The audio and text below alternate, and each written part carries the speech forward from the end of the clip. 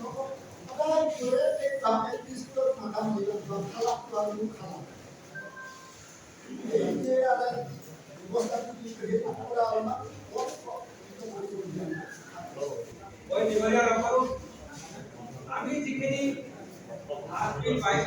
RP sir আর বাইরে আমরা মাঝে করা আমার যে শিক্ষানীতির আধার অর্থাৎ 2020 আধার আমি যিখিনি পয়েন্ট ধরলু ক্লাস 3 4 আর 5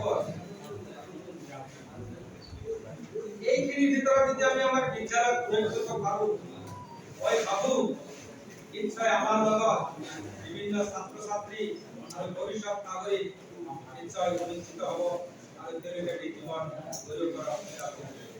আমি সকলোৱে জানো প্ৰাথমিক বিদ্যালয়ৰ অৱস্থা একেবাৰে পানী খানাছৰ অৱস্থা, কোনোবা বিদ্যালয়ত বিল্ডিং আছে, কোনোবা বিদ্যালয়ত আন্তঃগাঁথনি দুৰ্বল, এইবিলাক বিভিন্ন সমস্যাৰ মাজত আমি প্ৰত্যেকজন শিক্ষক যদি আমি মনোনিৱেশ কৰো যিকোনো পৰিস্থিতিৰ মোকাবিলা সন্মুখীন হ'ব পৰা দক্ষতা আমাৰ বিদ্যালয়ত স্থাপন আছে।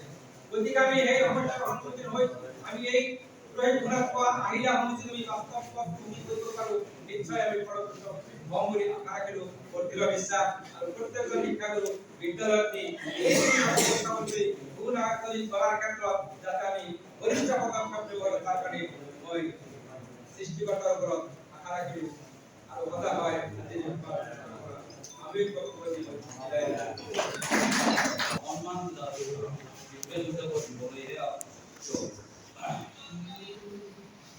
প্ৰথম কথা হ'ল আজি 4 দিনে আপোনালোকৰ লগত থাকিলোঁ আৰু দুটা ৰুমতে মই এটা কথাই দুটা প্ৰশ্ন অৱতাৰণা কৰিছিলোঁ।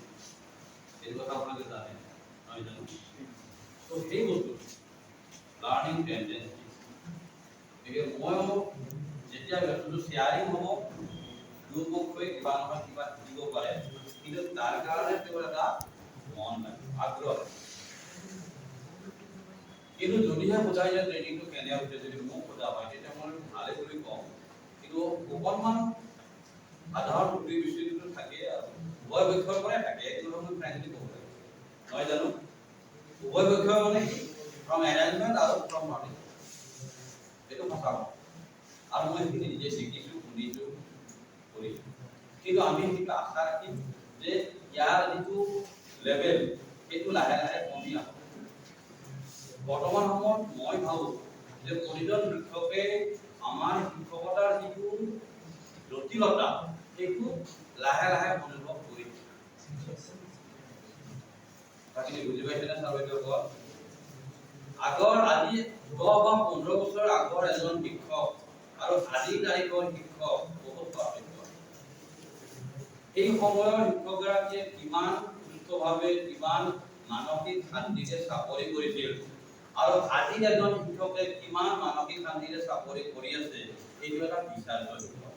কিন্তু এই কথা আমি সময় যোৱাৰ লগে লগে আমাৰ চাকৰি ক্ষেত্ৰতে হওক, আজিকালি টিচিঙৰ ক্ষেত্ৰতে হওক জটিলতা আহিছে। আপোনালোকে এই কথাটো ঠিক কৰেনে বাৰু?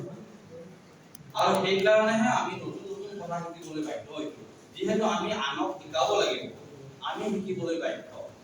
আজি একেবাৰে মোবাইল চলাব নজনা ব্যক্তিজনেও শিক্ষকজনেও এটা স্মাৰ্টফোন হাতত ল'ব লগা হৈছে, হয়নে? কম্পিউটাৰৰ ABCD নজনা এজন শিক্ষকেও লাহে লাহে কম্পিউটাৰ জ্ঞান ল'বলগীয়া বাধ্য হৈ গৈছে, কাৰণ ডিজিটেল হৈ গৈছে। ঠিক এনেধৰণে অকল যে ছাত্ৰ ছাত্ৰী ইমপ্ৰুভমেণ্ট কৰাৰ ক্ষেত্ৰতে আমি আগবাঢ়ি আহিছোঁ তেনেকুৱা নহয়। আমাৰ টিচাৰখিনিও তেওঁলোকৰ যিটো চেল্ফ ইমপ্ৰুভমেণ্ট সেইটো হ'ব লাগিব। আৰু টিচাৰখিনিৰ চেল্ফ ইমপ্ৰুভমেণ্ট বিচাৰি পেলাই ট্ৰেইনিঙৰ ব্যৱস্থা হয়।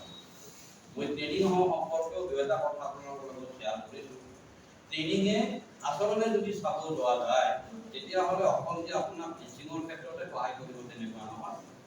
ই অভাৰঅল আপোনাৰ পাৰ্চনেলিটিৰ ওপৰত প্ৰভাৱ পেলাব আৰু যিটো ছ'চিয়েলাইজেশ্যন সামাজিকীকৰণ সেইটোৰ ওপৰতো প্ৰভাৱ পেলাব। এতিয়া প্ৰশ্ন হ'ল সেইটো আমি কিমান দূৰ গ্ৰহণযোগ্য হিচাপত গ্ৰহণ কৰিব পাৰোঁ, সেইটো আমাৰ নিজৰ। যিয়ে নহওক সময়ৰ লগে লগে আমি খোজ মিলাবই লাগিব। জটিল সময়, জটিল কাম, জটিল মন, মানে কোৱা হয় যে জামানা বদল গয়া, এইটো আচলতে সঁচা অৰ্থত সঁচা অৰ্থত পৰিমাণে প্ৰতিফলিত হোৱা দেখিবলৈ পায়। গতিকে এই পৰিৱৰ্তিত পৰিস্থিতিত আমি নিজকে নিজে খাপ খুৱাই শিক্ষা ব্যৱস্থাত আগুৱাই যোৱা যিটো গুৰু দায়িত্ব সেইটো আমাৰ অৰ্থাৎ শিক্ষকসকলৰ কথা। আৰু সেয়েহে বিশেষকৈ প্ৰাথমিক পৰ্যায়ৰ শিক্ষকসকলৰ এই বস্তুটো বেছি গুৰুত্বপূৰ্ণ, কিয়নো ঘৰটো যেনেকে ভেটিটো বনোৱাতে প্ৰথম কাম প্ৰাথমিক শিক্ষকসকলেও ছাত্ৰ ছাত্ৰীৰ বা শিক্ষাৰ্থীৰ প্ৰাথমিক বুনিয়াদ আৰু সেয়েহে যে এজন প্ৰথম শ্ৰেণীৰ ইঞ্জিনিয়াৰ বা শিক্ষকসকল সমাজৰ ইঞ্জিনিয়াৰ অভিযন্তা আৰু তেওঁলোক এলিমেণ্টাৰী টিচাৰখিনি হৈছে প্ৰাথমিক অভিযন্তা। গতিকে এই ইঞ্জিনিয়াৰখিনি যদি আমাৰ ভালকে এক্সপাৰ্ট হৈ লয় তেতিয়াহ'লে ভাল ড্ৰয়িং আৰু ভাল ড্ৰয়িং হোৱাৰ লগে লগে ভাল নিৰ্মাণ হ'ব আৰু অৱশেষত গৈ পেলাই অগৰ যিটো মানৱ উত্থান ৰাষ্ট্ৰ নিৰ্মাণ মেন মেকিং নেশ্যন বিল্ডিং এইটো সঁচা অৰ্থত প্ৰতিফলিত আৰু তাৰ কাৰণে আমি গাইগতীয়াভাৱে যিখিনি আমাৰ লেভেল বেছ অকণমান হ'লেও আমি যদি অৱদান ল'ব পাৰোঁ সেইটোৱে আমাৰ কাৰণে কোৱা হয় চাকৰিটো কি দিছে আৰু চাকৰি এটা আপোনাক কেতিয়াও খালী পেটে থাকিবলৈ নিদিয়ে আৰু কেতিয়াও ধনী হ'বলৈ নিদিয়ে। কথাটো হয়নে বাৰু?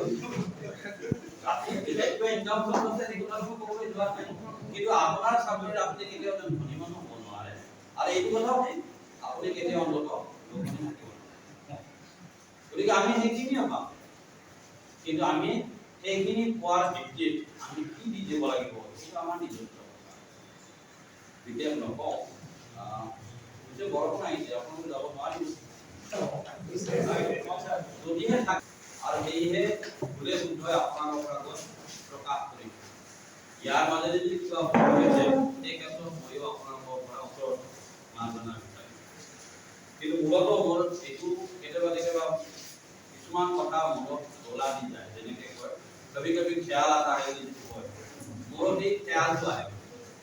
খ্যাল আহে মানে কি হ'ল যেতিয়া আমি এখন উন্নত দেশৰ কথা ভাবোঁ এখন উন্নত সমাজৰ কথা ভাবোঁ প্ৰথম আৰু প্ৰাথমিকভাৱে আহিব এলিমেণ্টাৰী হয় নে নহয় কওক? কোনো এখন দেশ উন্নত হওক তেতিয়ালৈকে হ'ব নোৱাৰে যেতিয়ালৈকে প্ৰাথমিক শিক্ষকসকলে ভালকে চাৰ্ভিছ কৰিব। ন' ডাউট আমাৰ বিভিন্ন সমস্যা ডিস্ট্ৰিক্ট লেভেলত সমস্যা আছে, ষ্টেট লেভেলত সমস্যা আছে, ক্লাষ্টাৰ লেভেলত সমস্যা আছে, স্কুল লেভেলতো সমস্যা আছে।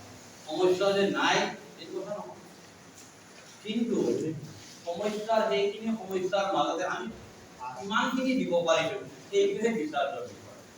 আৰু তাৰ কাৰণে মই এটা ফৰ্মুলা তৈয়াৰ কৰিছিলোঁ সাধাৰণভাৱে মনত আছেনে ছাত্ৰসকল? সেইটো মই দিয়া নাই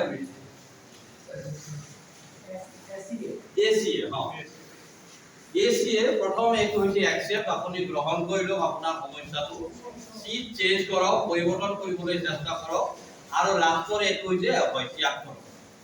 চাকৰি ক্ষেত্ৰতো তেনেকুৱা আপুনি সমস্যাটোৰ লগত মিলাই পেলাই চলিবলৈ চেষ্টা কৰক, নহ'লে মিউচুৱেল ট্ৰান্সফাৰ লওক, 10 বছৰ হৈছে যদি একেবাৰে পাৰ্মানেণ্টলি ট্ৰান্সফাৰ হওক আৰু নহ'লে একেবাৰে নমস্কাৰ। গতিকে এনেধৰণে আমি চলিব লাগিব। আমাৰ গোটেইখিনি মানে গোটেইখিনি সমস্যা সমাধান কৰিব পৰা ক্ষমতা যে নহওক কিছু কেতিয়াবা কি হয় যে কৰি থকা সময়খিনি আমি বেছি অনুভৱ নকৰোঁ। কেতিয়া অনুভৱ কৰোঁ যেতিয়া সেইখিনি স্মৃতিত পৰিণত হ'ব আৰু স্মৃতিত কেতিয়া পৰিণত হ'ব যেতিয়া সেইখিনি পাৰ হ'ব। আজিৰ তাৰিখত প্ৰথম ফেজৰ TRL ট্ৰেইনিং শেষ হয়নে নহয়? কিন্তু এই কৰি থকা সময়ত হয়তো আমি বৰ ফিল কৰিছোঁ, গৰম লাগিছে, কিবা হোৱা নাই, একো হোৱা নাই, কিন্তু এটা সময়ত এইটো স্মৃতিলৈ ৰূপান্তৰিত হ'ব যে প্ৰথম ফেজত মই অমুকজন বন্ধু লগ পাইছিলোঁ বা অমুক কথাখিনি শিকিছিলোঁ।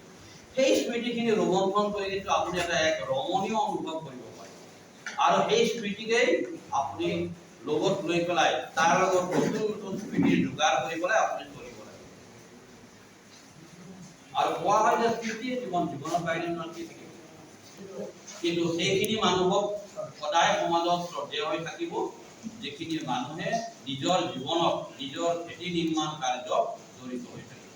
আপোনালোকৰ ক্ষেত্ৰতে চাওক বা আমিয়ে চাওক কেতিয়াও আমাৰ যিখিনি প্ৰাথমিক বিদ্যালয়ৰ শিক্ষক তেওঁলোকক হয়তো কোনোবাজন নাই পৃথিৱীৰ পৰা আঁতৰি গৈছে, কিন্তু তেওঁলোকক আমি এতিয়াও শ্ৰদ্ধাৰে লগ পালে কথা বতৰা হওক কিবা হওক লগ পাওঁ খবৰ বাতৰি কিন্তু সেইখিনি সময়ত সেইখিনি ফিল নহয় মানে বৰ কথাখিনি বুজি পাইছেনে সেইখিনি সময় সেইটো আৰু সেইখিনি সময়ত আমি সৰুৱে আছিলোঁ একো জনাই নাছিল গতিকে যেতিয়া স্মৃতিত পৰিণত হ'ব সেইটো এটা ৰোমাঞ্চকৰ অভিজ্ঞতালৈ ৰূপান্তৰিত কৰিব গতিকে ফটোগ্ৰাফত আপোনালোক আটাইলৈ আমাৰ এৰেঞ্জমেণ্টৰ তৰফৰ পৰা আপোনালোকে মই ভেনু ইনচাৰ্জ নহয় ভেনু ইনচাৰ্জ তাহাঁতো মই অকণমান তদাৰকৰ দায়িত্বত আছিলোঁ নাজানো কিমানখিনি তদাৰক কৰিব পাৰিছোঁ গতিকে কিবা যদি ভুল ভ্ৰান্তি হৈ গৈছে তাৰ কাৰণে নাজানো বিচাৰিছোঁ চবৰে আগত ভালেই লাগিল আপোনালোকক লগ পালোঁ আপোনালোকৰ পৰা বহুখিনি কথা শিকিব পাৰিলোঁ আৰু এই চাৰিদিনে লগ পাই এটা বিশেষ ধৰণৰ মই মানে স্মৃতিলৈ ৰূপান্তৰিত হ'ব